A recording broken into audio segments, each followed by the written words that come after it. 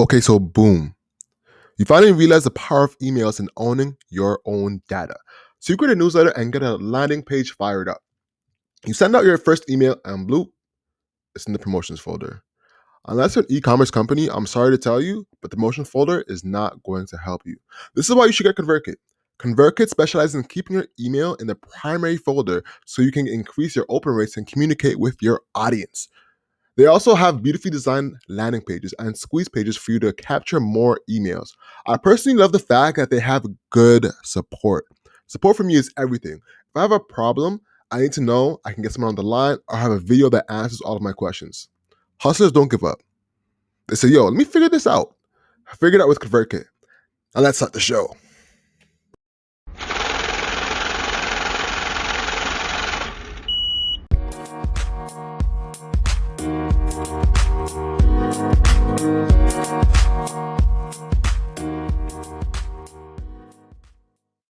Hello and welcome to the Hustle Over Everything podcast. This is the podcast where we receive stories, tips, and strategies from entrepreneurs who've done it.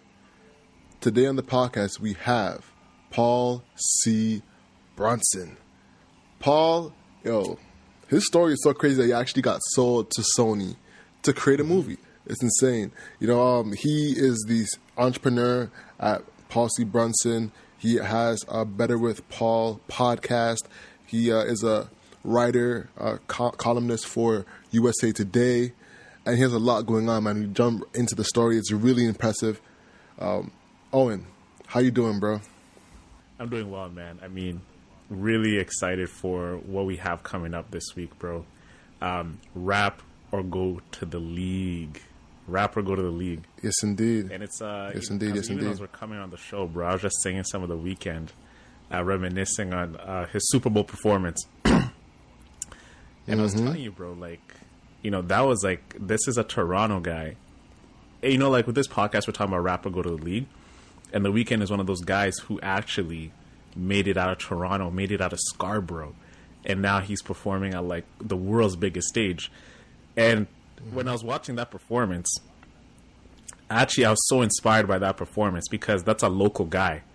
And he made it out. He didn't make it out as if it's a trap, but he made it there from a city where people don't dare to dream that big, right? And I shed a tear, bro, because when I looked at him, I was like, wow, that.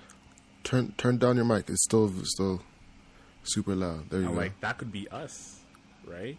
That could be us. That could be someone here in the city, and he dared to dream that big, and now look at him.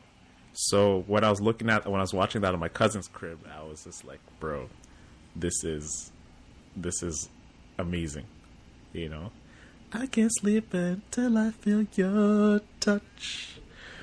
You feel me out? I feel you. So rapper go to the league, man. He is one of the people who became a master of his craft. Now he's a superstar, pop superstar, bro, out of Scarborough, Ontario. Yeah, he said. Yeah, someone said he's bringing the Warden patties to the Super Bowl. That hit me, bro. The Warden Station patties. I was like, damn, that's insane. It's super impressive. What do you think of the performance, man? Tell me about your review. I thought it was very unique. That's the first word that comes to mind. I thought it was very unique. My favorite scene is when he's in that room and he's trapped and he's walking around. It's a gold room, and then there are those dancers who are masked up. That was my favorite part. But I just thought his whole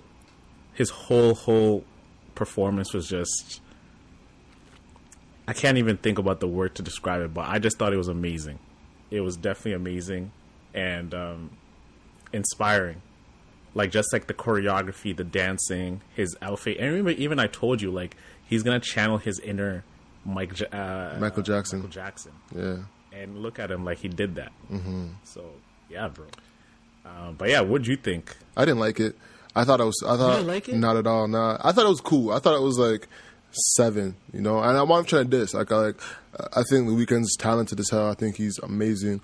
The performance for me, I feel like he should have brought someone out.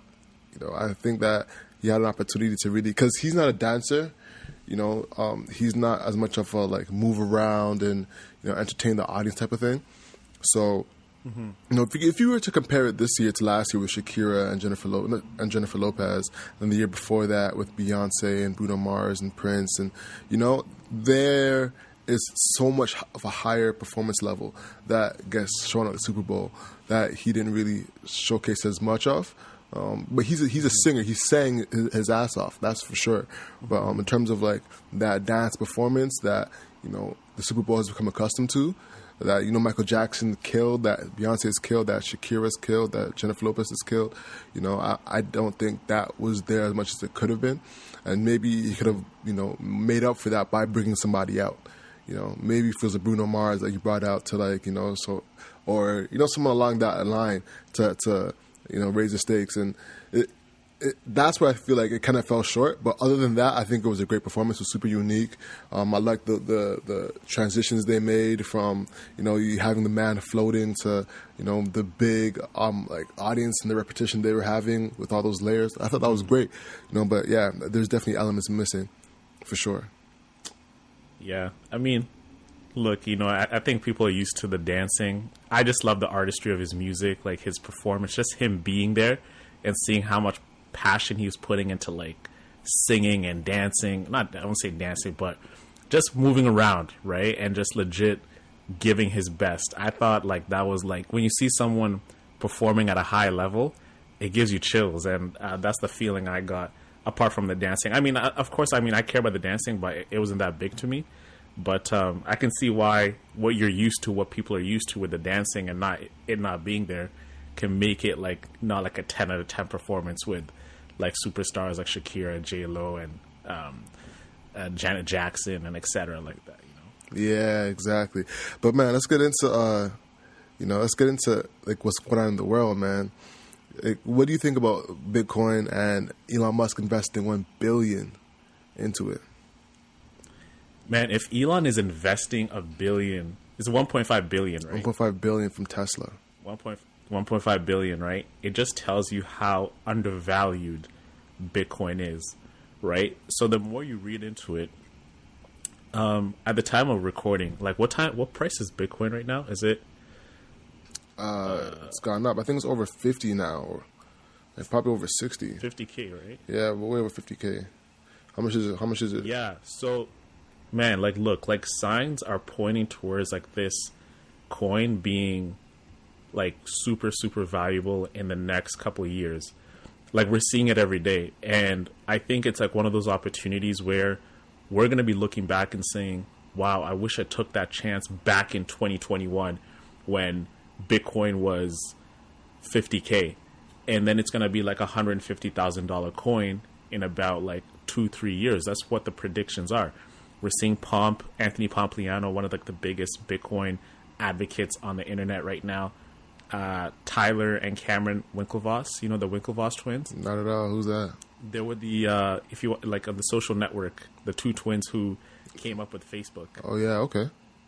So they have like their own crypto exchange called I'm not gonna say something Capgemini or something like that. Okay. They're big Bitcoin advocates, and they're saying, hey, like Bitcoin is like still very cheap right now. This is gonna be 100K plus coin. Yeah. Jack Dorsey, right, has been buying Bitcoin every single week, like 40K, buying $40,000 of Bitcoin a week. So it makes a like look at us, right? So people are saying buy Bitcoin, right? People are like, I can't buy a $50,000 coin, but you could buy $200 worth, $500 worth. You don't have to buy the whole thing. So I think we're gonna say this is like our 2012 moment. Remember, like when 2012, like Bitcoin was like $500 a coin or something like that. Yep. This is that moment, and we're gonna regret not taking a chance while we have it right now. So you jumping in? I'm jumping in, but of course I'm not gonna like drop like 3K, 4K. I'm gonna drop like, hey, perhaps every paycheck, every single week, you can put in $150, right? Just casually keep doing it and keep doing it, and I think over time, in like the next 10 years, that is going to be a worthy investment to have. Yeah, most definitely. And I'm doing the same thing. I'm trying to put my money into Bitcoin. Got a Binance account, so starting talking to people about Bitcoin because it's showcasing, the people who can influence the world putting their money behind it. You know, Tesla is one of those companies that influences the world. Now everyone's making electric cars because they're behind Tesla. You know, Elon Musk was the person who created PayPal, right? And the whole world uses PayPal now. You know, Jack Dorsey's the one who made Twitter, and everyone's using Twitter now. So if these people are moving in that direction and they have that, you know, future mind state, you know, currently, we definitely need to be taking a part of that because they know where the money's going. So, yeah, man, I'm super excited for it. We gotta make moves, man. We gotta make moves. Like, I don't want to be like the last guy here sitting down and being like, yo, man, I wish... you know what? I never saw myself, or I never want to be like that guy's like, man, I coulda, shoulda, woulda. You know, that's... If you were to ask me, bro, what is like one of your greatest fears in life? One of them was always saying, one of my greatest fears is being average, right? Like, just the idea of living an average life when we're God's highest form of creation, bro. Right? Like, think about it. Like, out of all like the sperm cells that made it out, we made it here, right? So if we're gonna be here, if we made it out, like, if we fought, we have to like live our lives to the highest like, you know, form you can ever live it in. And I didn't want to, like, that's one statement I just never saw myself saying, I mean, I could have done this, I should have done that, you know, if I did this and that. One thing I would say, man, if I was 6'7", I'd be playing in the league right now. That's a fact. But here we are, bro. Here we are, man. That's dropping a rap or go to the league playlist. That's a fact. That's a fact. And I'm super excited for the playlist, man. Paul C Brunson, you know, dropped a lot of gems in this podcast. So I'm excited to share them with y'all. Yo, this is real quick. If you guys are just waiting for the podcast, you guys can also use the time codes in the podcast description. So don't feel bad about skipping across. But if you want to be here with us and kick it with us, appreciate y'all as well. So, yo, let's hop into the business tip of the week, man. Yes. Let's do it. All right. So, you know, from my end, one thing that's really been troubling me is really networking efficiently throughout this pandemic. And I found some really easy ways that's really been helping me, especially as a Black creative. And I wanted to kind of share them with you because I'm like, wow, these are interesting. And they've worked. They've got me meetings. They've got me, you know, actual clients. You know, so one way that's working is this new website I found called Meow. Meow is a networking meow, MEEOW.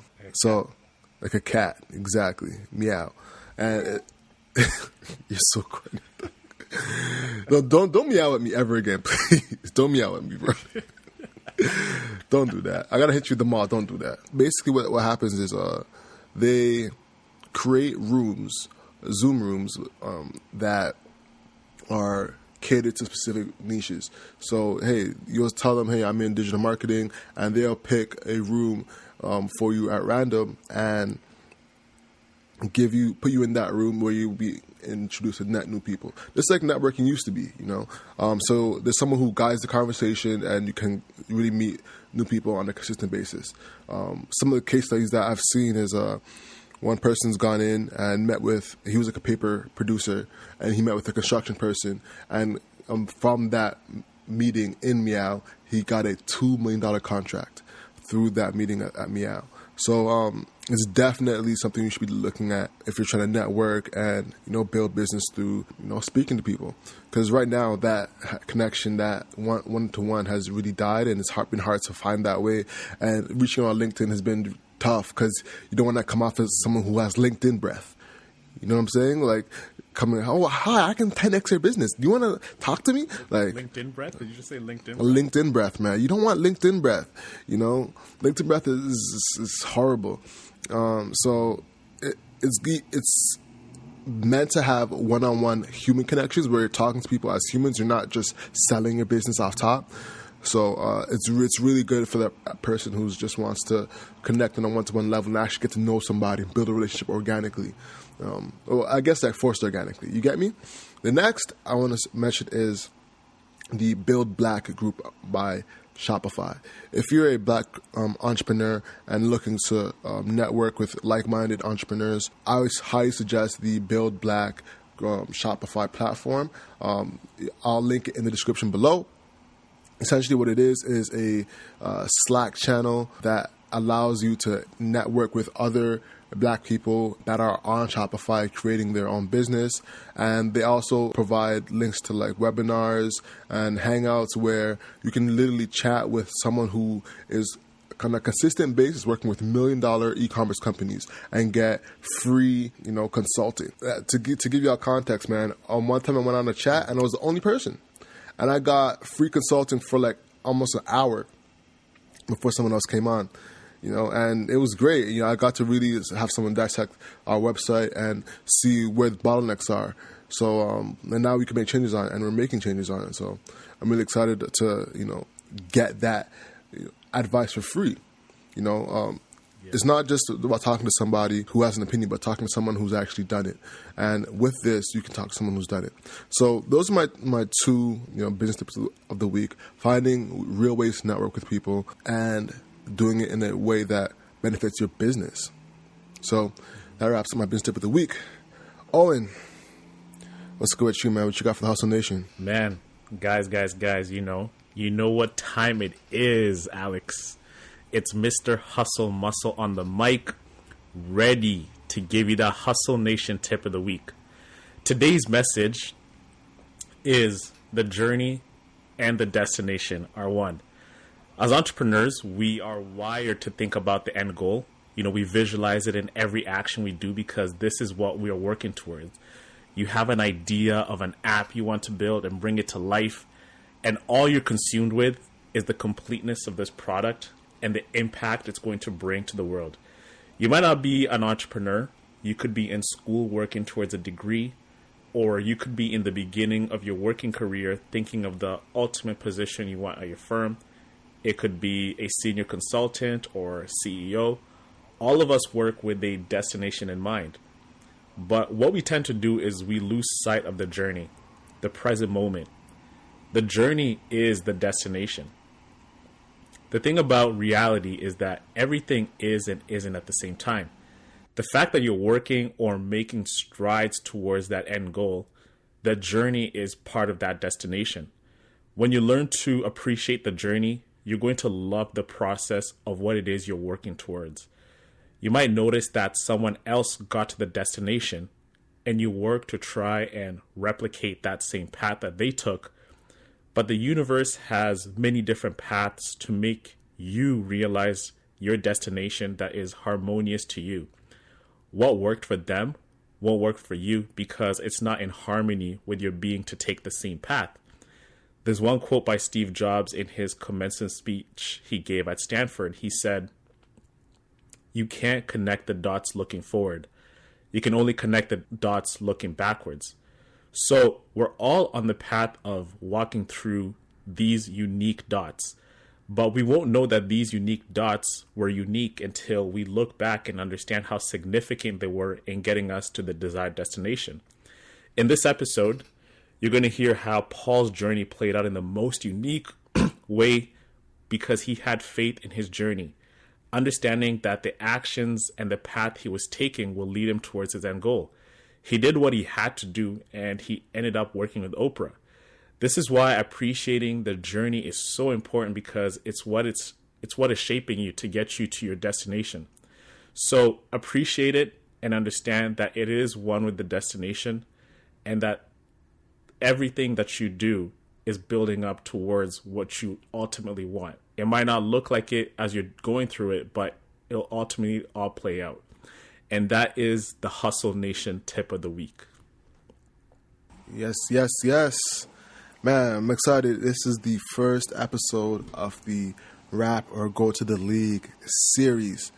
For those who don't know, Rap or Go to the League is a series of interviews that we're doing, a podcast playlist, if you will, that dives deep into Black male entrepreneurs who don't rap and who don't play sports.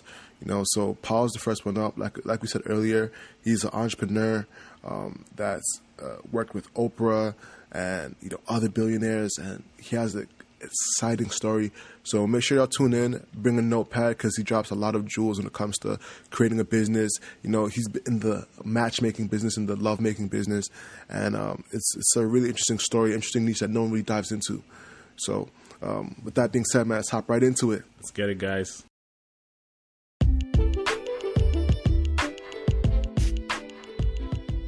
Hey, what's up, guys? To support the show for free, here are some main options. If you're on Apple, make sure you rate and write a review of our podcast. This makes a huge difference and helps support the show. If you're on Spotify, follow us. If you're on Google Play, hit subscribe and auto download so you'll be notified and have a fresh pod ready to go when we drop. Lastly, make sure you share the podcast on Instagram or whichever social platform you use and tag us. On Twitter, we're at 24/7 Hustlers. On Instagram, we're at 24/7 Hustler. And on Facebook, we're Hustle Over Everything. And now, guys, gotta pay attention to this point. We just dropped a new newsletter. It's called The Underrated. It's a weekly newsletter that breaks down untold stories that highlight game-changing business strategies that shape our sports, music, and culture. It drops once a week on Mondays, early in the morning, to prep you for the week. So subscribe to that, and we'll see you in the pod.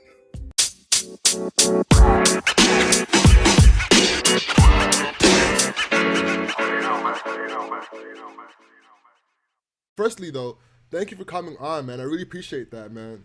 You know what I'm saying? Yes. For sure. I mean, this is, I always love talking about entrepreneurship. I always get pulled on for the dating stuff. Yep. But this is definitely more of what I enjoy talking about. So This is your bread and butter. This is for sure. Yeah. Awesome, man. Awesome. Well, Paul, welcome to the show, man. Let's get into it. Yeah, let's do it, man. It's crazy because because of my podcast background, I'm normally the one that says welcome. I'm about to say welcome, Owen. Welcome to you. Welcome to the show. Alex, welcome to the show. we were also on a podcast before, and we're sitting there, and we felt the relief of like we don't have to do the leading, the thinking, like the intentive listening. Okay, where can we take that topic and go from this? Podcasting is harder than it looks. It's mental. It's mental gymnastics, like the whole like hour. It is to the point where I physically get tired. I used to schedule back-to-back interviews, but I've reached the point now where I need to have time to just unwind and recharge afterwards, because you're absolutely right. It's mental gymnastics for sure. Yesterday we just did, 7 interviews back to back? 7 interviews. We did one the night before at 11 p.m. Eastern time. Yeah, 11 p.m. on Sunday, then 7 on Monday, all for the whole day till about 8. Then today's the last day of our podcast batch. We're going hard. Hustle over everything. Yeah. Hustle over everything, Paul. Well, I mean, all right, I'm not even going to go into it. I was about to say, why? Well, then we can focus on the other parts of the business, right? Because now we're good till like March, April, mid-March, mid to late March. We're good. You know what I'm saying? February's taken care of now, so we can focus on other parts of the business, take care of this on our socials, and really like launch the best product now that we have the time to produce and create great content. Otherwise, every week we're recording and editing ourselves and putting out ourselves, right? We don't have a team behind us as yet, so that's why. Can I do some just big brother pushback? Can Please. I do that? Okay. Absolutely, man. Because this is the interesting thing is, I find this especially with podcasting, is that podcasting, as was mentioned, right? Oh, you already said it's incredibly challenging, and the product is actually in the conversation. It's in the ping pong back and forth. And oftentimes what happens with podcasts is you get people who come on and they just kind of regurgitate what they've heard before. They regurgitate what they're saying in other interviews, right? So the key to having the highest quality content is to be able to pull and extract things that guest has never said before in a way they've never said it before. And what I have found just personally is that when I did the back-to-back, I got to the point where I wasn't as good as my one-offs, because I got into a zone where I was mentally fatigued. The beauty is it's 2 of y'all, right? So you could balance that. But once I got mentally fatigued, I noticed that I wasn't putting the same level of energy into, say, my 3rd or 4th interview as I did my 1st interview or my last interview. And so I completely changed how I started doing these interviews as a result of that fatigue, and that was just me. So Just something that I picked up because, and the last thing I'll say is, I think a lot of people in the podcasting game look at, especially if you're doing a business podcast, you look at who is it? Lee Dumas's one. What is it? Entrepreneur on Fire. John Lee Dumas, yes. John Lee Yeah. Dumas or Yep. Pat Flynn. They look at those two and they say, "All right, these are the OGs in the space. Let me do it the way that they did it, and they currently do it." But the issue that I have with that is those guys, what in my humble opinion, they put out stuff that, quite honestly, doesn't light me up. Me personally, it doesn't light me up. That's a lights, fact. yeah, what lights me up is when I hear some folks go in and break the mold. It's like basically what you're about to hear, you will never hear again. You know what I mean? I don't show up to their podcast and get that, right? There are other podcasts that I show up to. It's like, what? I will never get this again. There's a special moment, that's about to happen. Yeah. So, just some stuff that I've seen, that That you've observed. yeah. That's really real because like the questions on the John Lee Dumas podcast, Entrepreneurs on Fire, a lot of them are the same questions. They're him asking like, all right, so what was the biggest hurdle you had to overcome? What's your revenue model? So I get it. That's a fact.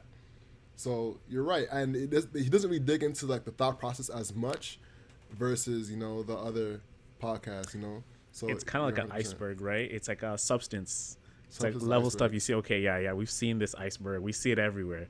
But like, how big is that? The depth of that rock underneath it, right? Like, what exists within that iceberg, right? Like, let's see how deep it is, right? And then there's different layers, there's different levels of density in the water, Yes. right? So, Yes. I think that's like what podcasting can be like compared to. That's Yes. a fact. That's a fact. That's And a speaking of great podcasts, analogy. man, we got to get into yours. We got to get into your story. Yes. Let's get into You got Paul's to get story. into the journey that you've been on, man, because you've done a lot in a little amount of time. Firstly, man, we have an icebreaker. We already chatting, but I have an icebreaker because I'm Jamaican. You know what I'm saying? And he's clapping for me. I appreciate it. There you go. Yes. Clap for that, bro. You know what I'm saying? And I got to ask a serious question. You know what I'm saying? Yeah. Oxtail, jerk chicken, or curry goat? What we doing? That's a very serious question. I'm man. not even hesitating on that. Oxtail. But I have a short story though on this. Is I saw my grandfather kill a goat that was like our pet goat. So that turned me off to Wow. curry goat. Like I was like, come on now. That's my boy that Like- you just killed. I can't eat that. You know what I mean? Yeah. Oxtail, what I noticed about oxtail is oxtail would only pop up every now and then in my family. It's a special event, right? And you get so little meat on the oxtail that it's like a reward. You know what I mean? When you get that, it's like, oh my god, I got some meat on this. Like your slurping is so hard just to get that Facts. meat, man. You know what I mean? Yeah. Yup. So oxtail was the win to the point where every single time I land in Jamaica, my first meal is always oxtail. Always. Always. Always. Oh, Have and you you ever have a eaten preference? oxtail for breakfast? Oops. No, For go ahead, breakfast. go I ahead, just go want ahead. to ask. Oh yeah. I'm talking about every time I land in Jamaica, my first meal is oxtail. So normally, shout out to my folks at S Hotel. That whole crew is they know me, and I will say, all right, get the oxtail ready. I'm ready. Make it happen. So yeah, always, no matter what time of the day it is. Yeah. For me, I'd say Jamaican food. Okay, so I grew up eating oxtail as well, growing up in Nairobi, then coming to Kenya, and then I was like, wow, people really love oxtail like the same way they love it back home. Then I got introduced to jerk, and that's when like things changed for me, right? Like I really became that was like my introduction to actual Jamaican culture and everything that existed within it. So now, like when I go to a Jamaican joint, that's all I order is just the jerk. And because I already have oxtail at home, right? Like my mom makes it in plenty, so I'm like, just to feel like Jamaican a little bit, just to be with you, Alex, right? Just to eat with you, like to feel like Jamaican, feel a part of the culture. Jerk is my go-to. Interesting. Yeah, that's my wife does the same thing. Yeah, eh? Yeah, she's like, it's jerk everything. We just had Jamaican 2 nights ago, and she got jerked. So yeah. Dope, dope. Yeah, for me, I'm sticking with oxtail because it's expensive. First off, when the reason why it's a delicacy. It's expensive. It takes forever to cook. So yeah, oxtail for sure, for sure. But I respect the reason why you chose jerk, Owen, because like I said, that's your taste into Jamaican culture versus sticking with home. So I appreciate that. I didn't know that about you, eh? That's my entryway, bro. Like here in Toronto, like all like the black people, majority of them are Jamaican, right? So to fit in, you gotta know like the food, you gotta know the language, the patois, like the culture. So yeah, man. Yeah, That's a I fact. embrace it. I embrace see, it. I gotta say this about Toronto and all like London too, because I live back and forth between DC and London, even parts of DC, New York, Southern Florida. It's interesting when Jamaicans like officially move into an area, Jamaica Queens, where I was born. When we move into an area, we really do dominate the space. And I say this in a non-joking way. I think on a per capita basis, there's been no group of people in the world that's been as influential as Jamaicans. And I don't say that lightly. Jamaica is a very small country. There are many countries that are much bigger, more resources, etc. But there's so many areas that Jamaicans dominate. But the biggest is mindshare. Wherever you travel around the world, if you say Jamaica, there's a smile that jumps on somebody's face. We occupy a brand equity that other countries can't come close to. That's Yeah, I also Go ahead, Owen. I was gonna say even here in Toronto, Paul, like the language, the way of speaking, it's very Jamaican infused, right? And it's funny. I was watching City News TV. It's a local news station here, and they were going around like talking about like Toronto slang, and they're actually like there's a professor who did like a study talking about like the different sayings that are derived from like Jamaica, like hey, the man down and whatever, like you know what I mean, and they didn't really focus on Jamaica. They just said this is the Toronto culture, this is Toronto slang, but they didn't really do a good job of saying, hey, this is from the Jamaican immigrants who've come here over the past like hundreds of years and taken apart of like different neighborhoods like the Rexdales and etc.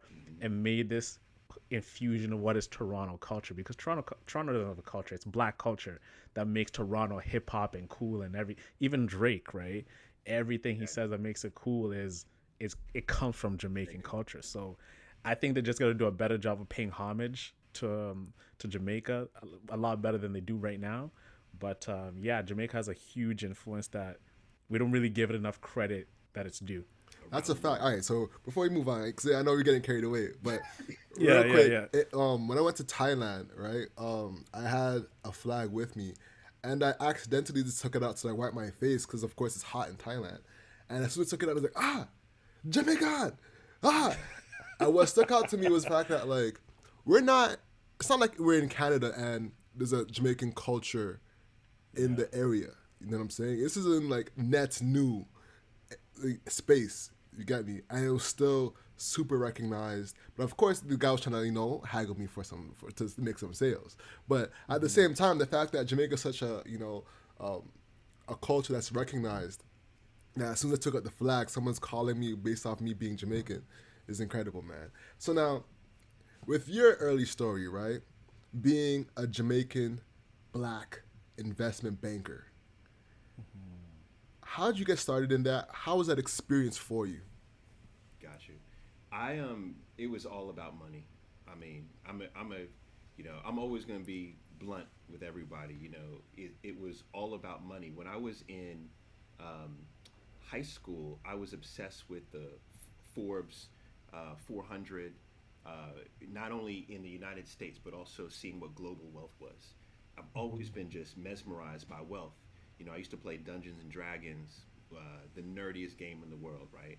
But Yeah. I played it in particular because I love becoming wealthy and collecting gold pieces.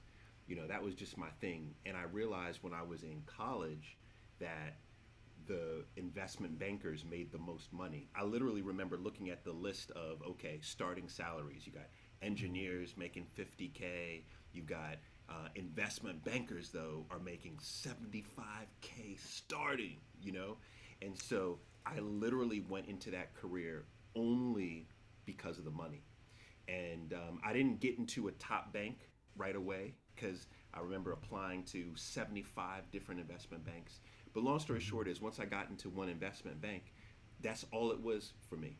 And 2 years into it, I hated it. It was the greediest career in the world.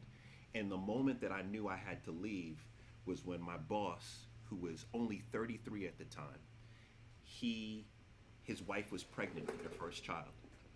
And instead of going to the hospital with his wife, he came into work because we were working on a major offering. It was actually the second largest stock offering at the time.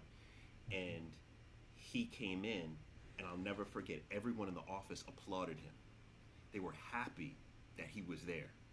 And I couldn't believe that, and I couldn't reconcile that in my mind. This is your first child. Like, this is your child. Like, what? You're leaving your wife behind? Like, this is crazy. And that's when I knew it wasn't the right move for me, you know? You say the money was the big factor for you, right? So this is coming out of high school, going to college. Coming out of college, you're looking at all these different options. That okay, what career path can I go into? So being that money driven, what was your background like coming up that made you so like obsessed with making so much money that that was your only focus? Like you didn't, and this also goes to, did you care about the fulfillment, or was it just, I don't care if I'm happy at all, I just want to get this bread? And what was that reason for like being so like headstrong on making that much money? Yeah. I mean, we all come from, it sounds like we're all second generation, first generation, right? Immigrants, right? I think that's where we can connect, is that I'm sure your parents were about the come up. They were about Yeah. get a great job, make a lot of money. That's exactly what my parents were. Get a great job, make a lot of money.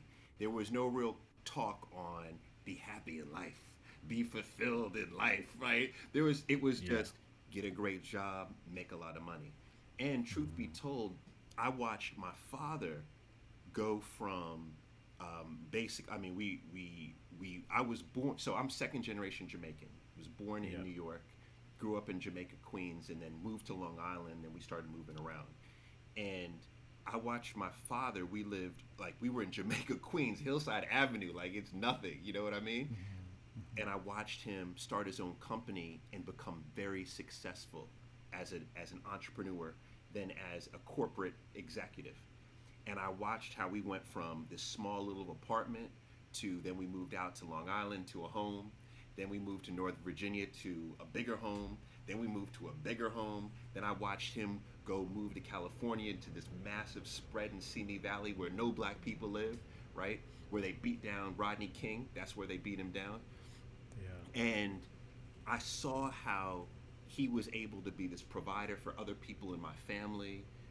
I mean, basically, I was saying to myself, I want to do what he's doing, and I see that the method is dinero.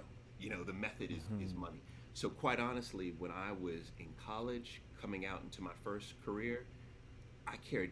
I honestly, I only wanted to make money. I mean, that was it. That was it. I only Did wanted. you have like siblings as well too? Like, probably how many brothers and sisters did you have? Yeah, Do you have? yeah. So I have one brother who's younger than me, who interesting enough, doesn't care about money. He's an artist, you know. He's like, Yeah. Man, I'm one with the earth, that kind of thing. But when I was in college, that was the only thing I cared, and I cared about symbols, which is bad, you know. I remember I wanted to buy my first Rolex. I remember I wanted to have my first couture suit.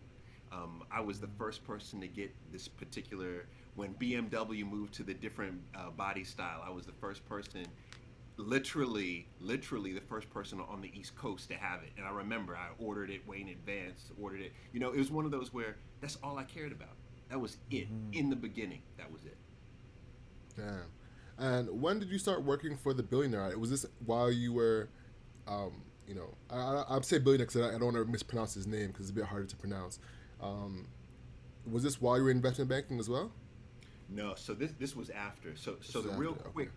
track between investment banking and working with, and everyone has a hard time with his name. Don't worry, it's Enver Yucel, right? Enver Is Yucel. Yucel, yeah, Enver Yucel is. So Yucel. I did investment banking, Then from there, I quit. Once I was about 2 years in, I raised $100,000 and I started a company. And we ran that company for about 2 years, basically ran it into the ground. We ended up selling the company, but we sold it for literally $1. And we sold it just so that we could get a quote unquote successful exit on the books. So sold that company. That's the company that got me to Northern Virginia because we moved to Northern Virginia. Then after that company, that was right around uh, 9/11, right? So then I got a job working for Kaplan Test Prep. I was the director for what they call a super center. So I was the youngest and the first black director for a super center. So it was basically like I was running my own $6 million business. And I literally took that job so that I could get experience running what I consider to be a small to mid-sized company, which it's not small to mid-sized, it's a small company. But so I could understand what it's like to run a $6 million business, right? We had about 24 people full time. We had 100 people part time, and I had to manage all that. It was through working on that job that I met Enver Yucel. And I met Enver Yucel. Enver Yucel immediately offered me a job. He was like, "Hey, come to Turkey, come work for me." I was like, "I don't even know where Turkey is on the map." You know what I mean? So I can't do that. But over the course of a year and a half, I built up a relationship with Enver Yucel so that every time he or people from his staff would come from Turkey to the United States, I would help them. I would set up meetings for them. I would set up dinners for them. I would meet them at their hotel. I would pick them up at the airport. And I wasn't doing it for any reason other than just to build the relationship, right? Then I got an idea for my own company and I pitched it to different people because I was familiar coming from the finance space. I pitched it to, different people. No one would fund it. And then I thought maybe Enver Yucel will.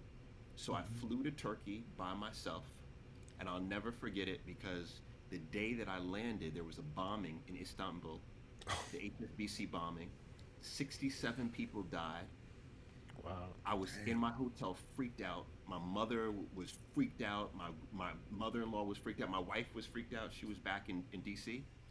And I'll never forget the day that changed my life. Enver Yucel's son and nephews came to my hotel. And I thought they were coming to say, "All right, Paul, it's time for you to leave the country." They said, "What?" They said, "Why are you so scared?" And I said, 67 people just died in a bombing. He said, "No, they were like, you should celebrate life. You should celebrate the fact that that didn't happen to you and that you're here. Take advantage of this time." He said, "That's how we operate." So I BS you not. That night, we all went to the club. We went to a club that night, and it was this crazy club. Paris Hilton was there dancing on a table. They valet parked yachts at this club. It was a club called Reina, and I really liked how these guys moved and operated. And so the next day, I pitched Enver Yucel my business idea. We shook hands on the idea. So we shook hands for him to fund up to $1 million in this project. But I also had to work for him, right? So it was this kind of dual deal. I came back to the United States, quit my job at Kaplan, and then started working for him. So that's how all of that happened. Quick question, like your mental state from going into this feeling of fear of like, oh my god, 67 people just died, right? Like that is like a very like human feeling, like holy crap, people just lost their lives. And then perhaps, I don't know, maybe 6, 7, 8 hours later, you're in the club popping bottles. Like, how was that mental transition for you? Like when you laid back to sleep, what was your thoughts? Like, wow, I was so scared about people dying, and then right now I'm popping bottles. Like, give us like that mental, like, bridge that gap from point A to point B, and like, what were your feelings after like it all happened? I mean, it was all surreal. It all didn't feel right. A matter of fact, even when I was in the club, I was still shocked and scared at the same time. But it taught me a very important lesson that like that I never, because I went back to business school later, and I didn't even learn this in business school, and that is this whole idea of how different cultures operate, and this whole notion of when in Rome, do as the Romans. I was in a different culture. And not only was it, I'll just say it was a completely different culture than what I had been brought up in, and I had to learn to embrace that, like literally step out of everything I knew to be right, and embrace that culture. And by doing that, they saw that I was different than all these other people that they had dealt with. And that led me down the path to one of the most impactful and successful relationships of my professional career is my relationship with not only Enver Yucel, but his family, who I still talk to this day. Literally, I still talk. If I have a problem, a severe problem, I'll try to talk to Enver or his nephews who came over that night. They're some of my best friends to this day. I vacation with them. Our families have now grown up together. I watched them become billionaires. They also became billionaires too. Yeah. So at that time, Enver Yucel was not worth $1 billion. Okay. He was probably. I mean, he was doing well. He's probably worth about 100 million. But the beauty is, I had an opportunity to then start working for him and watch him over the course of about a 6-7 year period become a billionaire, and then watch his nephews who literally, like, I will call it, his nephews were bad. Like, they were bad. Like, they would come to the US and they would be like, Paul, let's go to Vegas. I'm like, what? I'm working. What are you talking about? They're like, no, let's just hop on a flight and go to Vegas. And they would go to like Atlantic City and spend like tons of money. Like, these were wild, spoiled, rich dudes because of the uncle. Yeah. I watched them go from that to today, some of the most astute businessmen. One of the nephews, one of my besties, he runs the largest construction company for educational companies in the world right now. It's one of these where I'm so proud of what they've done, but the beauty was observing it and watching it, getting those lessons, and then being able to, chop it up with folks and talk about what I've learned. That's exactly what I was about to ask you. What were some of the things that you learned? Oh man, it's endless, man. To the point where even today, when I recollect, I still new things pop up. I wrote this one article that to this day, it's one of the most popular articles on LinkedIn and Huffington Post. It was 20 things I learned working for two billionaires. And it was what I learned working for Enver and Oprah Winfrey. And the reason why I categorize those two is because they are completely different. Like, one's a man, one's a woman, one's Muslim, one's Christian, one is, made his money in education, one entertainment. They're completely different. Yet, when I saw them work, they had the same habits. It was real weird. Things like they would always have these massive dinners and lunches. And I always would think, wow, that's interesting. Like, Oprah would have like 20 people, like dinner, 20 people.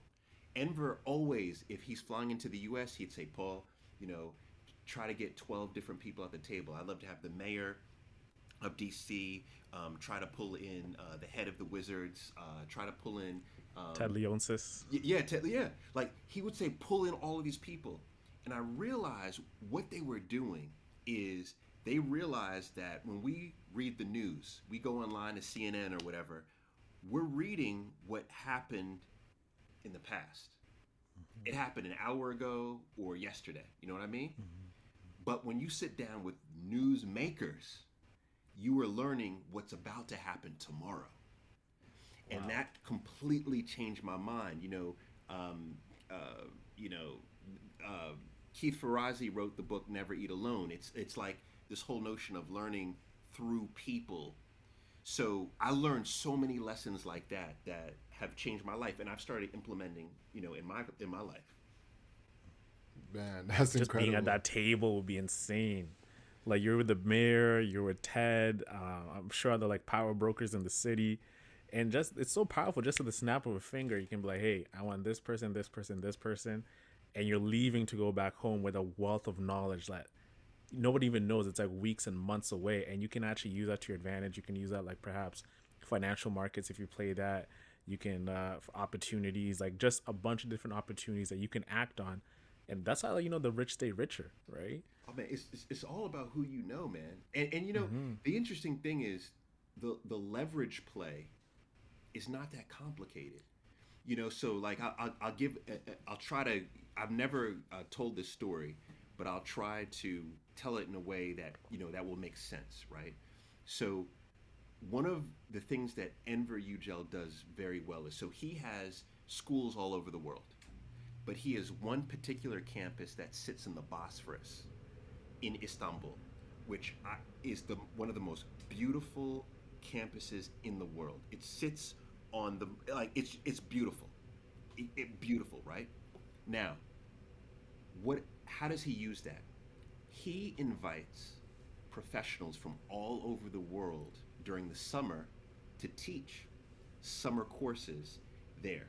He doesn't pay them an extraordinary amount, but what he does is he allows them to teach in one of the most beautiful locations in the world. And when you're teaching at this beautiful location, he brings in these lecturers from all over the world, so you're getting a chance to connect with these lecturers from all over the world, right?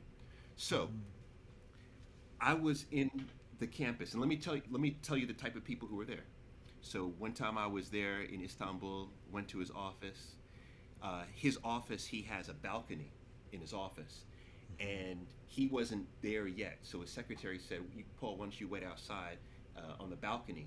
I go outside, and Justice Antonin Scalia, Supreme Court Justice, who's now passed away, but considered to be one of the most powerful justices in the world, is outside drinking some water by himself. Like, Crazy. What? why? Because he lectured. He lectured there in the summer. See, this is the type of leverage moves that he would make. Is he knew by doing that? So now, those folks now have favor, right? There's favor, and let's keep it real. I now owe you. Enver, you've now brought me into this beautiful location. It's not like you're going to get political favor, right? But there's some favor. Maybe what that means, and Enver was so brilliant. He would put like a Antonin Scalia to teach, and then he could go to almost any Fortune 100 executive and say, why don't you come for 1 week and teach a business course? The executive says, who else is teaching? Antonin Scalia is teaching. Oh, wow, Antonin Scalia. So I might as well do this. You know what I mean? Yes. And then Yeah. all of a sudden, he has 12 of the most elite people in the world teaching. And he's also having dinner with them. He's sharing ideas. He's building relationships. Genius. Genius. That's how he became the billionaire he is. Damn, that's such a smart leverage play. Getting the one domino first, then getting everybody else to follow. Oh yeah, I have this guy. You're not as good as this guy? Genius, genius, genius. Yeah, man. So now, what was the company that he invested in once you finished working and fulfilled your duties with him? What was the company that he invested in for you? Got you. So that was my nonprofit. It wasn't even a for-profit. It was Okay. a nonprofit, which actually is what put me on the road to matchmaking, right? Yeah. So when I mean, just the quick story is when I was at Kaplan Test Prep, we had one of our offices was in downtown DC, but we mostly served white, wealthy kids in DC. And all the time, we would have that, black mama come in and say, we can't afford your services, but could you maybe discount them for my child? Or we would have a teacher come in and say, I teach down in Southeast DC. Could you come in to do some test prep for us? Can you send a teacher in, right? Discount. And all the time, Kaplan was like, nah. I would go to my boss. They'd be like, nah. So I came up with an idea. It was actually off of Jay-Z's Blueprint album called Blueprint. And it was basically a nonprofit that would Hold on. I just need to check you real quick. Don't you ever be like, Jay-Z's album's called Blueprint? Like, we don't know. Never do. Sorry, please continue the story. Continue the story. But we listen to Jay-Z here in Jay-Z Canada over too, here. Paul. Hey, you know what? You know why I said that? Because I realized, this is the one big thing I realized, is sometimes some of these youngins don't even really know Jay-Z's repertoire. You know what I mean? They don't even know. Like, they will say, you'll say Jay-Z and you'll say Lil Pump, and they'll be like, yeah, Lil Pump, like that's the move. Like, Jay-Z's Lil Pump will like blow like circles all over Jay-Z. They'll say I've heard those type of takes, Paul. Like, I know, and I look at them like, Rod, like, really, bro? Do you know Jay-Z's catalog? Do you know this guy's like he's one of the greatest rappers ever? Man, that's what I'm saying. But see, I see who I'm rocking with. I see, because I like Alex was like, don't even say it. Every opportunity, I just find a way to like drop a Jay-Z bar. I'll just be walking, I'll be like, just like I'll drop like a 1-2 bar. You know, even Alex and I, we test each other. Like, yo, who said this? Yeah. What song was this? I Jack. What I song rob. was What this? song was that? What song was that? I Jack, I rob, I said. You know what I'm saying? You know. All right. So okay. So go back to it now. That's my bad. Yeah. That's my bad. I forgot the home I'm in. You know. It's okay. Of course. So the whole joint was called Blueprint, and my whole idea was to provide institutional test prep to low income youth in DC, and Enver Yucel funded that. Right, He funded that. He allowed us to start. And we built that into a $1 million plus nonprofit. We had a full budget. A matter of fact, I'm gonna throw this out. Michael Vick. The Mike Vick. Vick. That's crazy. Prior to crazy, dogfighting allegations, he was one of the first people to fund one of our projects in Atlanta. So we were running test prep projects from Atlanta all the way up to Pennsylvania, institutional projects. A lot of NFL players, NBA players were funding these. So they would spend like $7K.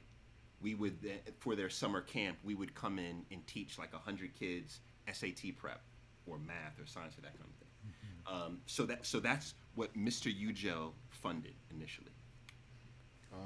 Amazing. All right. And so when do you transfer from that nonprofit to matchmaking? Got you. So it was 2008, summer of 2008. We were running a program in Washington, D.C. It was called Level 10 was the organization. And we had 100 kids in our program, and we were doing SAT prep. These were high school kids, mostly black kids. And one of the questions we would ask these kids was, how many parents live in your household? And one after another, they would say, I just live with my mother, or I just live with grandma, or I just live with auntie. And so out of 100 kids, not one of these kids had lived with two parents. And most of them were only living with women, not with any men. And that's really what kicked off this idea to go into matchmaking, and that led me down this whole thing where my wife and I launched this brown sugar party at our house where we were inviting singles over. And long story short, by September of 2008, my wife and I had a concept that was we call it the brown sugar party, but it was this concept of, we thought, questions and environment to be able to connect singles. But we didn't want to do this ourselves. We wanted to sell the idea. So we thought it would be smart to try to sell the idea or license it to a matchmaker. But we didn't think there was really anything, we didn't believe there were such thing as a matchmaker, you know what I mean? Because a lot of people don't realize that there are actual matchmakers. So we researched it. We found out there was a matchmaker conference happening in New York. So I went to the conference, and my goal was just to chop it up with the different matchmakers, try to get someone excited about the idea, and then license the idea to them. But once I got there, I realized, man, I was like, yo, there are 250 matchmakers in this room. Not one is black, not one is a man, not one is under the age of 40. I was like, man, I could bring something unique to this space. You're like the new Hitch. Exactly. I was like, man, everyone loves the movie Hitch, I love it. I've seen it like 10 times. See? Bam. and that was when that was the light bulb moment. And I left I didn't even leave the conference at that time. My best friend, who since passed away, Anthony Smith, Andre Smith, he was an investment banker in New York because the conference was in Jersey. He came over during the lunch break and we talked about it. And I said, man, I'm about to just leave working for Enver Yucel, and I'm just going to try this. And he was like, you should do it, you know? And that's how it started. And I quit working for the best job of my life, working for Enver Yucel. I quit and I started matchmaking. That's insane. You quit working for a billionaire to get into matchmaking. Jeez. Everyone thought it was that same look that y'all are giving me right now, that like you're crazy, you probably need to be committed to some type of facility. You know, that's the same look everybody gave me. Everybody told me matchmaking was a terrible move, except for Andre and my wife. Those two said it was a good look. That was my follow-up question is, what did the woman say? Because we all don't matter. It's when you go home at night and you're talking to her and she's like, hold on, you gonna do what? You know, it's like, you left a billionaire to be a matchmaker? Exactly. You know, that's what really matters. If she's okay with it, you know, that's when, you know, you have the real green light. Man, I mean, she was not only okay with it, she also liquidated her 401k so that we would have startup capital. Yeah, yeah. I mean, it was one of those where it was a strong move. Damn. Oh, you're not reacting. That's good, bro. You know, he just said she liquidated her 401k, bro. You know, the thing is, okay, I know 401ks, but educate me here, guys. Like, compare that to like here in Toronto. And Alex, you what's a 401k for us? Is that like a TSFA? Yes. No, not TSFA. TSFA, right? No, like your RSP. Oh, RSP. Her entire yes. How old is she? Okay, yeah. Around, how old is she at the time? This is probably like in her 30s by this time. Yes. So I'll tell you how much she had. She had about 58,000 that she saved up. That, and by the way, when you withdraw early, you take a penalty. At least here in the States, you take a penalty for that. Same here. Even here in Canada. Wiped out the whole thing. That was startup capital. Yeah. Wow. It's crazy. When I tell that story, so Alex, that look, that's exactly how people look. And they're thinking one of two things. They're thinking, wow, she was like, you know, insightful, blah, blah, blah, blah. Or they're thinking she was just crazy. You know, it's like what one of the two. But also, like, as a man too, you're like, damn, I want a wife. Like, for example, like us young guys, right? Like, we're like, damn, I want a wife who's gonna back me that hard that she's willing to like risk it all for my dreams and take on the vision like it's her vision too. You know, like that's what I'm seeing. I'm like, damn, Paul, you got a good one there. Yeah. I mean, it's one of those where, Owen, like what you just said is real. Like, that's almost a litmus test to know, do you have a soul? Like, do you really have a soldier? Where they're willing to say, everything I've worked for so far, I'm going to put it on you. Think about that. Like, but also from my standpoint, I know this. So that's extra motivation to, you know, to be diligent and make this thing work. And also too, keep in mind, it wasn't like it was a gamble, but she also knew my work ethic. She knew what experience I had. She knew, like, by that time I had gone to business school, you know, and come out of it. Like, so she knew the connections. She knew it all. So it was a calculated risk, you know. Still a risk, but it was calculated. She knew you, and she knew what you were capable of. So she believed in you to the fullest extent, man. That's incredible. I don't know how many guys can say that. There's only one other guy I know who quit his job making 7 figures to go start from zero again. And remember the SEO guy, Owen? You know, maybe I'll link to that below. But, man, that's crazy. That's insane. Shout out to the wife. Hopefully I can find a wife like that one day, man. Yeah, shout out to your missus. Yo, that's the clip, by the way. That's got to be the social media clip. All right. So now you start this company off, this matchmaking agency off. And how does it go? Because man, I was watching these videos doing research, and I seen this lady running around like, "Hey, oh my gosh, you look cute. Are you single?" And I'm like, "Okay, this is what matchmaking is about. Like, That's break bold. down like the day to day, intricacies of having a matchmaking company." It was, I mean, it was horrible at first. Like when I say horrible, it was. Keep in mind, like there were no black matchmakers full time. I was literally the first full time black matchmaker in the world. Think about that. Like really think about that. And it's also at that time it was a heavily segregated industry. If you were a black woman, it was damn near impossible to get a matchmaker because of all of the myths and just hyperbole surrounding black people. So it was very hard. Also, this is before Tinder and this is before Bumble. So this is Yeah. before the prevalence of online dating. So people just assumed if you said matchmaker, they just assumed Hitch or they assumed date something, date coach, and they also assumed desperation.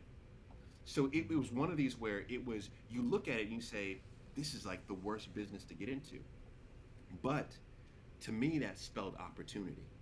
And getting into what I love about entrepreneurship is I think entrepreneurship is ultimately it's creating solutions to problems. And if you can create unique solutions to acute problems, you can create great businesses. And that's how I looked at it. To me, it was a blue ocean. There was no real competition. We can create something unique. We had time. Um, Also, if we could get first mover advantage, right, we could get ahead of everyone. So that was what I loved about it. Now, what gave us the biggest uplift was a complete, utter roll of the dice gamble luck, right?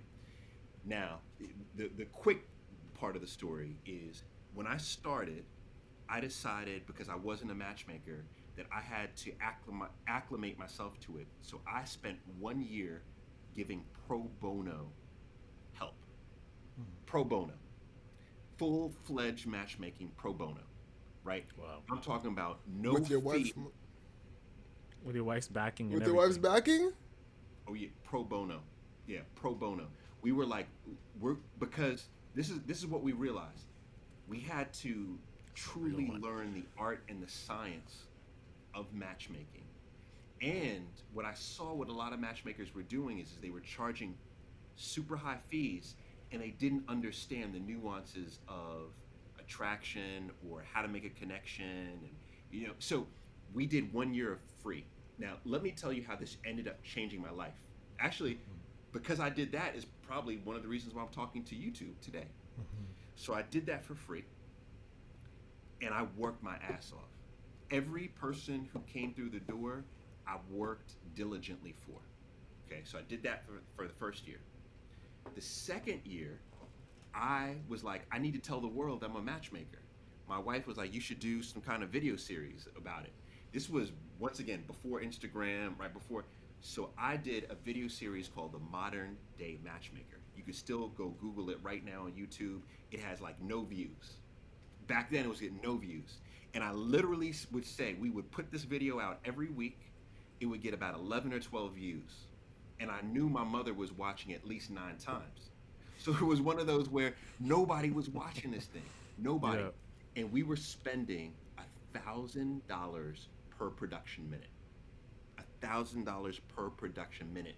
Go back and That's look a at it. You'll lot of see. money. Like I would have multiple camera shots. Like we would have location shots.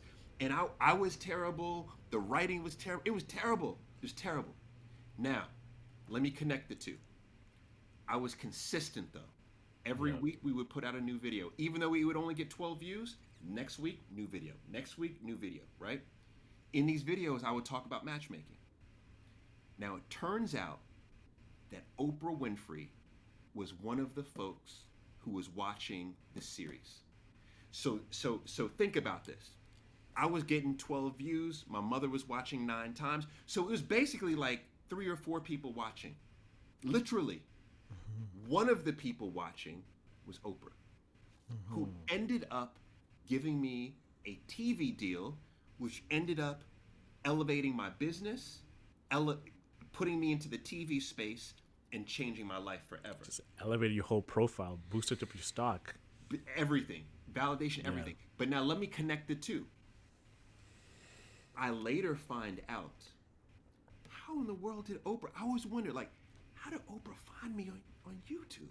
Like, there's so many people. How did she find me? I later found out Oprah was on her jet one day. Yeah. And she was talking with her producers on her jet. She was like, we're working on a new show. We need a new, fresh voice, somebody in the dating space. And the woman sitting behind Oprah on the private jet says, have you heard of Paul Brunson? And Oprah says, no. She says, let me look him up. So she goes to YouTube. And she says, oh, wow, I like how he looks. I like how he talks. I like what he's saying. Okay, let me keep my eye on him. Now, who was the lady behind her? It turns out the lady behind her was someone who I'd given pro bono service to a year earlier. And I had no idea she worked for Oprah. No clue. Wow. There you go. Wow. Yeah. Yo, let's just marinate on this real quick. Yo, this goes to say you never know who's watching, bruv. Honestly. And there's this one clip, Gary Vee, he said 1 is better than 0, right? Meaning that a lot of big people, they turn down opportunities to be on like a podcast or a interview by a very unknown individual who's just like putting out content, and they're trying to get on the CNNs, the CNBCs, the Fox, whatever, Time magazine. But he always says, like, it's all about depth versus width, right? The more you keep putting out, the more content you put out, even if it's like 1 to 8 views, but it only takes 1 view to change your life. You never know who that view could be. A producer at CNN who could be like, wow, I like the way you spoke on that episode. Here's my email. Let's talk and let's get you on the show. People think about, hey, let's go for more when, like, you're sitting on your own acres of diamonds wherever you are. There's that kid who's been hitting you up for a show and you've been turning him down just because you're waiting on CNN. But it only takes, honestly, this is so reassuring to everybody who's a content creator that it only takes one time, like 1 pair of eyeballs to like just change your whole life. But it's all about consistency, as you said. I mean, you just said it eloquently. It just takes 1. That's all. Yeah. That is all. Yo. My mind is so blown right now. Holy. Like, talk about like the world synchronizing to make it happen for you. Yeah, man. Yeah. And we were speaking to Mario Armstrong. Have you heard of Mario Armstrong? Oh yeah, out of the DC area. Yeah. So we spoke to him, and he had a similar story where he wanted to get his show Never Settle. He was closing down shop. Production was over. His vision was having multiple cameras, same way that you envisioned it, having a big studio so he can have his show. So he's closing it down, and then out of nowhere, someone from NASDAQ who's been watching his show, just rings him up. Is like, hey, I know your season's over, but we want to take your show to NASDAQ. You'll have the studio, you'll produce it, you'll have everything. And he didn't even know this, right? He was just thinking about, I want this. And one thing led to another. He attributes it to like the law of attraction. He wasn't even thinking about that, but someone just randomly calls him and is like, hey, NASDAQ will produce it for free. We'll do everything for you. You just keep doing you and we'll back you. And he was on Times Square. Everything he always wanted just got given to him just because he was consistent for years and never gave up on that concept. Yeah, that's it. I mean, I love how you, analytically like broke down Mario's story and mine, where it's about, you could pull out the lessons of consistency, right? Mm-hmm. You could pull out the lessons too of not only consistent, but consistent in the quality. I never shorted, it's not like I didn't see the fact, I have 12 views and then all of a sudden cut back on the production money or cut back on my time commitment. It was almost irrelevant. No, we're on this mission, right? We're going to keep going. Just going back to the pro bono, one of the things I'm thankful for is that I didn't half-ass with my folks, right? I was committed. Because I think, my God, like, what happens if I never did the pro bono? What happens if I did the pro bono, but I said, oh, I'm just gonna do phone calls, right? Like, what happens? I never would have. That would have never happened. Then where would I have been today? Like, it's one of these where I look back and I'm thankful for the consistency of the quality. That's a Yeah. major lesson I've carried with me to this day. Even a book by Napoleon Hill, he wrote like before he wrote Think and Grow Rich: Laws of Success. There's a whole chapter dedicated to going the extra mile, right? Like doing more than what you're paid for. Because people are always like cognizant and watching like people who do more than what they're paid for, and those are the people who get ahead. And like the law of compounding, like as I was broken down before, compound interest is everything. It's in every action. Every action has a reaction, and whatever you do to someone, they feel that, and it's you're gonna get greatly multiplied back to you just from that one thing. Truth, truth. Yeah. Man, that's incredible, man. All right, so do you do away with that matchmaking business after that? And you were doing a pro bono, so did you actually have a chance as well to actually make money with the matchmaking business? Oh yeah, for sure. I mean, we ended up doing really well financially, and we sold them. So the quick on that is I got the job at on Oprah's at the network, Oprah Winfrey Network, and I actually did two shows with Oprah, and it just changed everything because that affiliation made me credible nationwide, and that helped us to grow the business. So that was from 2009, 2010 ish, and then we grew it all the way until 2016, and we had one of the largest. I say we, my wife and I. She quit her job, right? We had one of the largest matchmaking businesses in the United States. And another story that I think you guys will find interesting, and I don't talk about a lot, is we right around 2015, 2016, that was when Steve Harvey was really hot on the relationship side. He had just did a deal to have his own dating app. He had his TV show. He was like Mr. Dating Everything. Yeah. And I was in discussions with him and his team for them to buy my matchmaking company. And it was interesting because it wasn't until those discussions that I realized the asset value of the matchmaking company. To that point, I always looked at it as a lifestyle business. It had my name on it. It was basically me running around here crazy. Uh, we had 12 staff of 12 people, but it was really trading off of my brand. And when we started negotiating, that's where I understood that there was value. And I also felt like we were in a bubble because everything relationship wise was hot, it was highly valued. And so my wife and I sold our company in 2016. And when we sold, not to Steve Harvey, we sold it to someone else. When we sold the company in 2016, that's when we kind of shifted into more of a full-time entrepreneurial coaching mentorship role.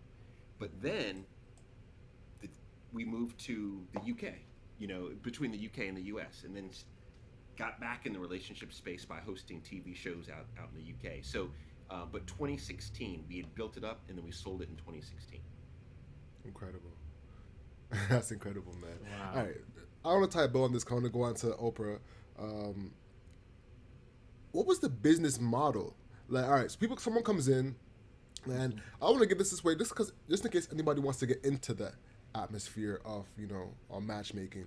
What's like the business model? How much money can you really make, doing matchmaking? Like for an average individual trying to get into it. Yeah, I mean, matchmaking is highly profitable for a very small number of people in the world, right? So, what is the basic model? The basic model is customer comes in, customer wants to be matched. You, as the matchmaker, identify a certain number of matches 3, 5, 8, 10, and then you set those people up with dates with those particular people, and then you're paid for that. Now, there's all types of different packages, right? So for the matchmaking space, for example, we would work with people for 6 months. We would offer them between 5 and 8 matches. We would commit to that they were vetted. We would vet for criminal background. We would, vet for a number of things. We would bring in a therapist to work with you, a stylist to work with you, photographer to work with you, right? We were charging about our most popular package was about $9,500 US to work with us. But let me tell you, people hear that and they're like, wow, 9,500 US. Wow, the profit margins on that were huge. But let me tell you, I have friends, we were not even considered the highest end. I have friends who charge 20, 50, 100,000. Matter of fact, you guys probably know Patty Stenger, the millionaire matchmaker, right? I've heard of her. She's Yeah, one she of has my a friends. girl Actually, show. I was talking to Patty today. Patty, in her heyday, she was charging between about $35,000-$50,000 for her services, and that's typically on the front end. And then a lot of matchmakers have what are called back end bonuses, which would mean that if you're in a if I match you, and you're in a relationship for a year, or you get married, you then owe me a bonus on top of that, right? That's fly. Yo, congratulations getting married. So that money. That's a very fly. Oh my God, yeah. That's It's like making awesome. all-star. It's like your all-star bonus, like in the league and you make all-star. Yeah. You're like, all right, you won the championship. Here's another million. Yeah, You know what I'm saying? but the wild thing is man, people are man, they're like, take it, it's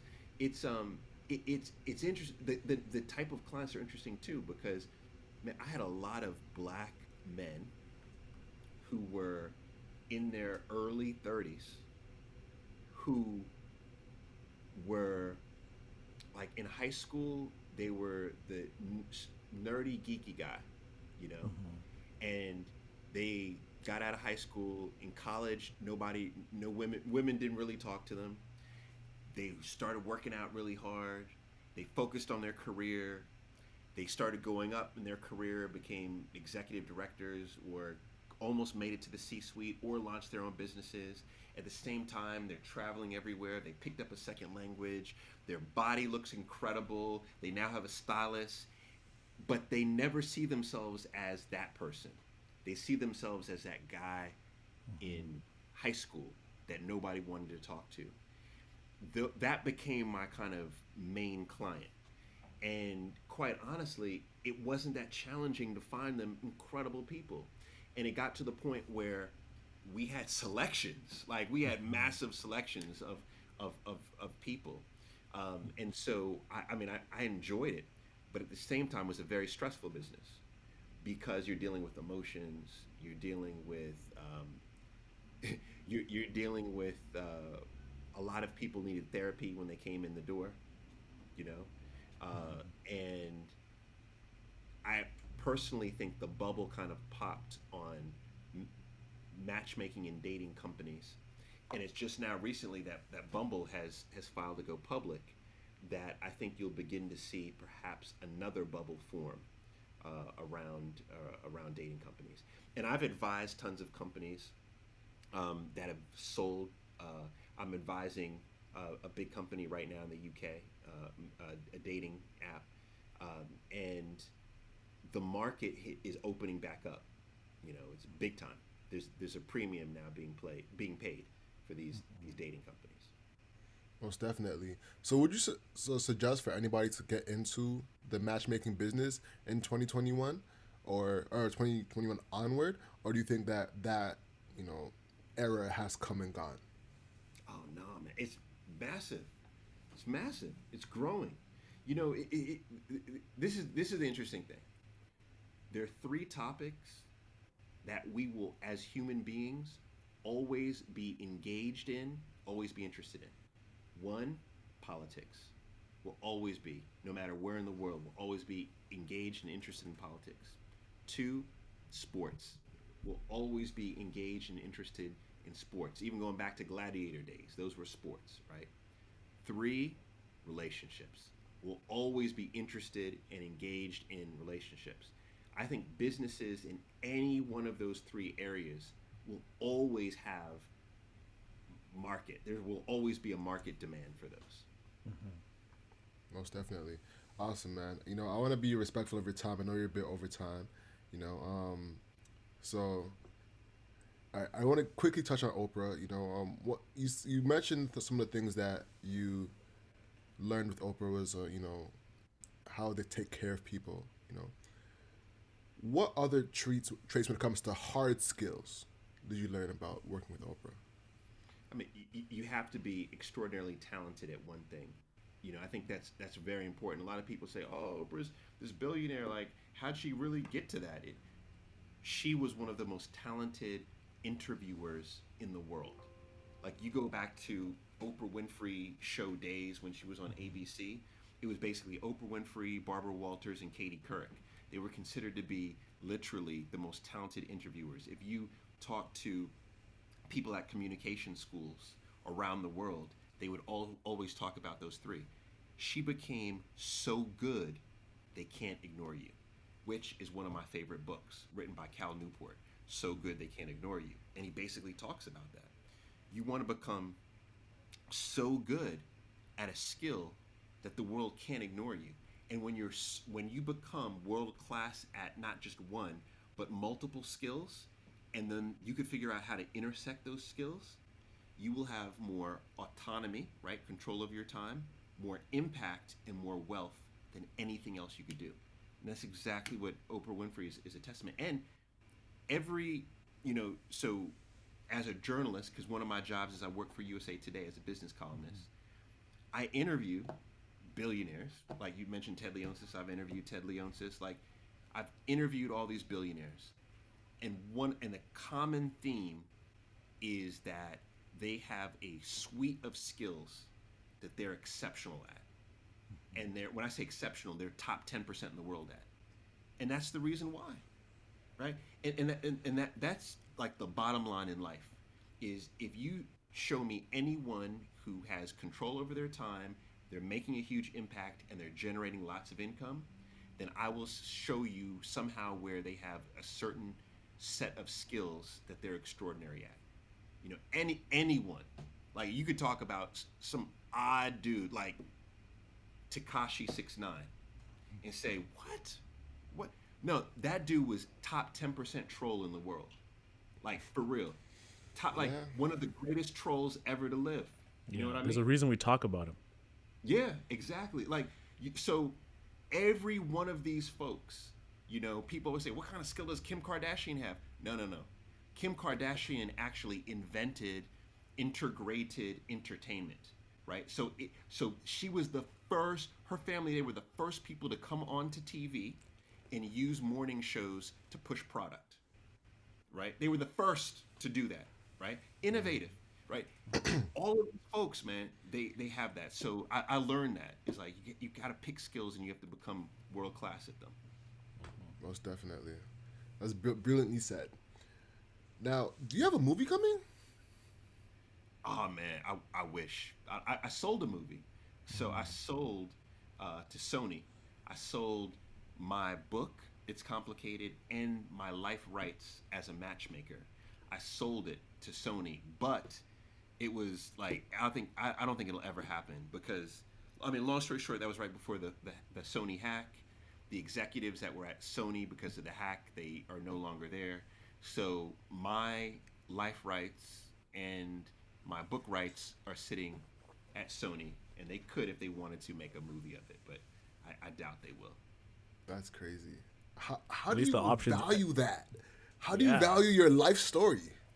They just come at you with a number like, yo, this is X, and Yeah, it's just like, back in the investment banking days, is you come up with a valuation. Like, you look at comparables, you look at what people have previously sold life rights for how much, is it an option, how long, you do all that stuff. But I made sure I carved out just it was funny. I was like, I'm just carving out the matchmaking portion because I have a whole lot of life yet to live. You know what I mean? And I plan to do some more phenomenal things. So I just carved that out. So it was just the life rights.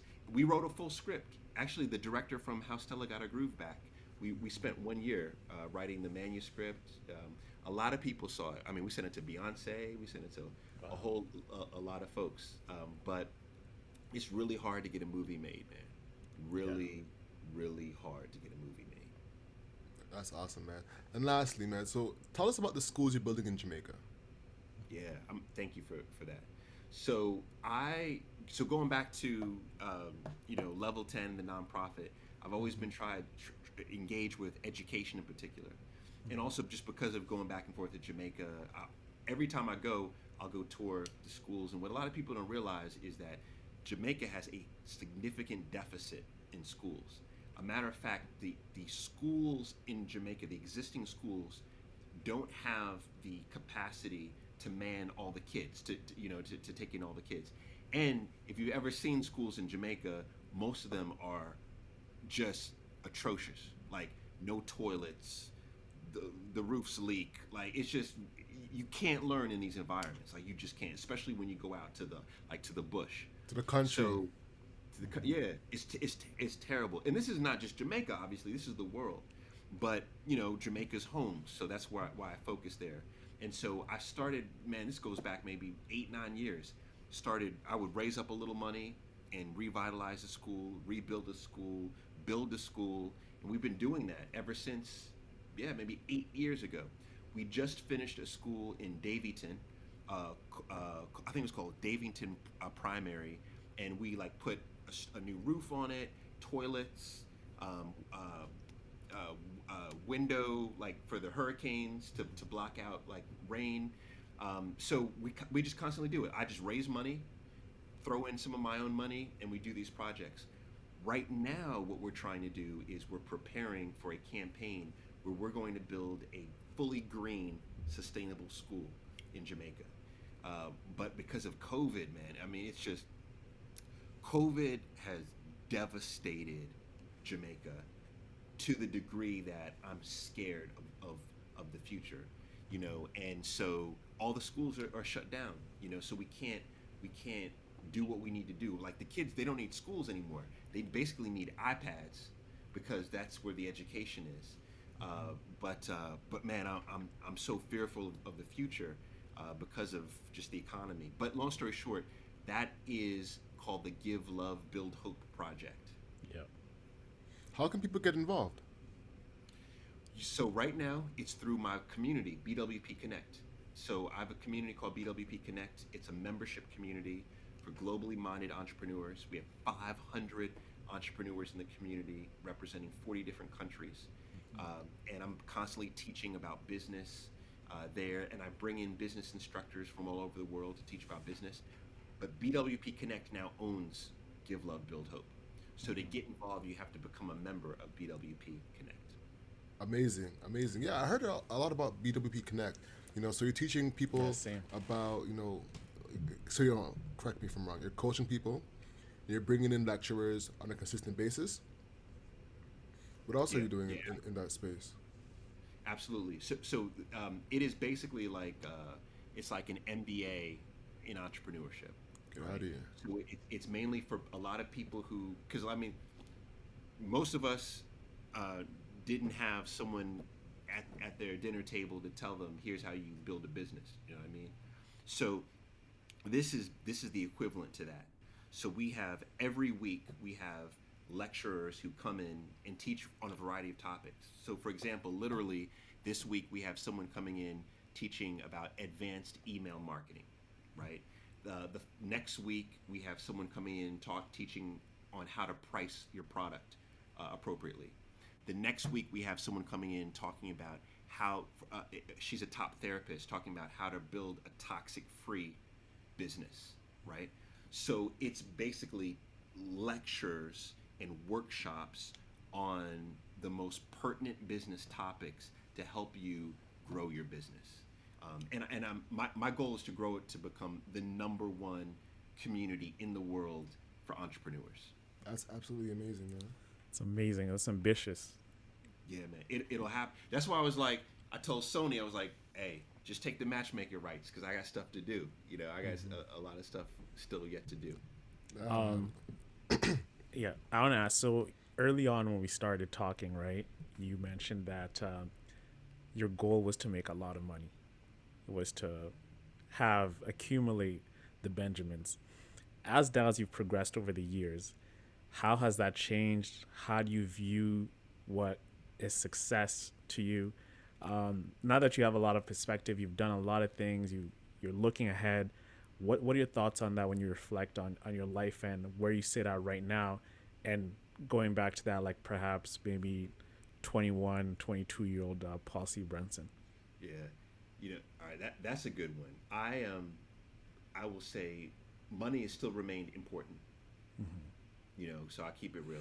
Is that um, I so I mean I'll be fully transparent, and I'm not saying this from ego. I'm just saying it is that so right now, literally right now, I make more money than I've ever made in my entire life, and what it has given me, quite honestly, is it's given me options, and those options I can't put a premium on.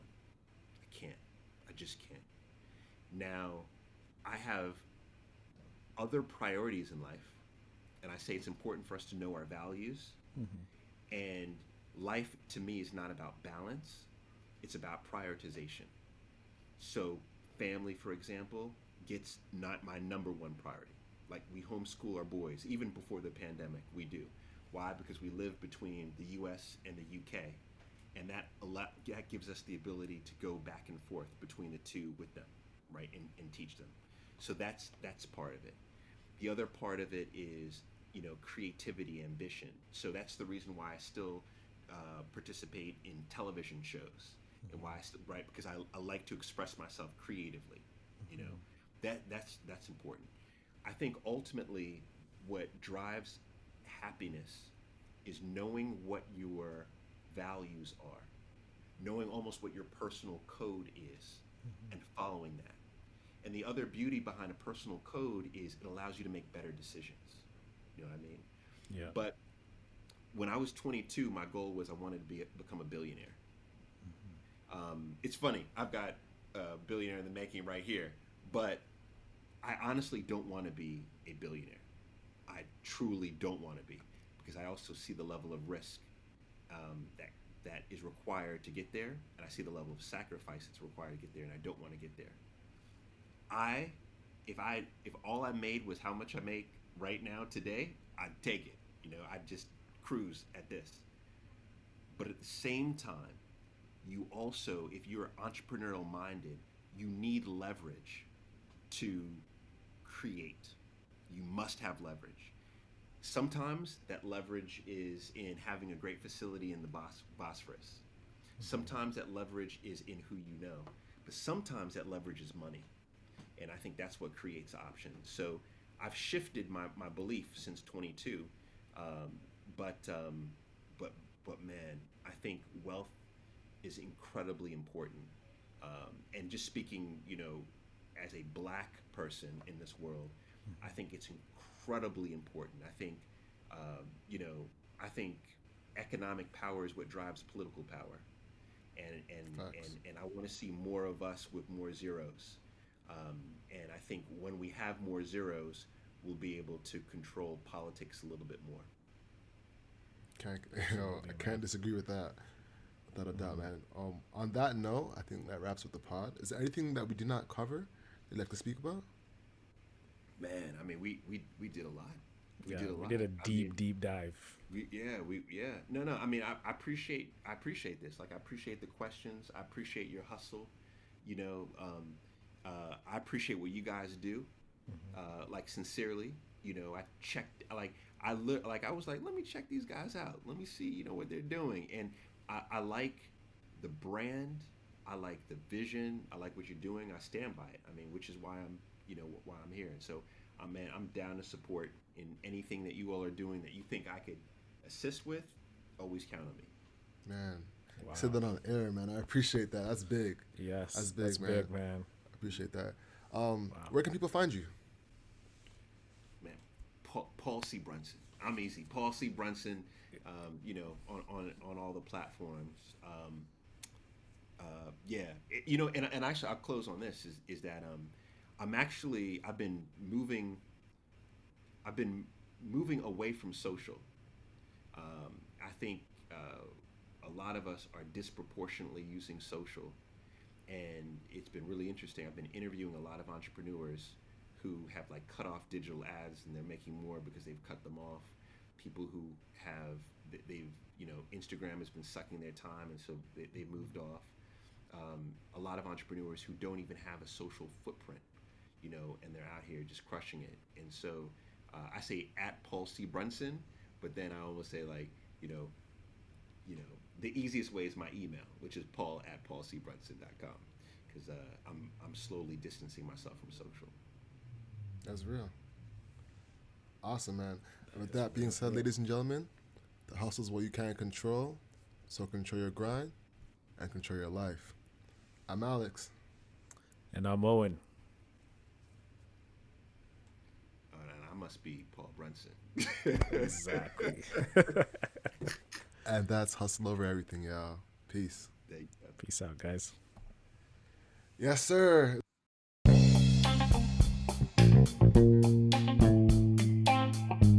Thank you so much for listening.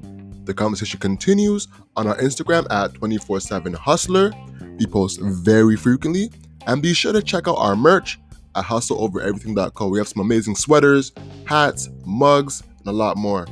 Lastly, our Proud to Pay program is linked in the description below. Thank you so much for your support. Talk to you next Monday. Peace.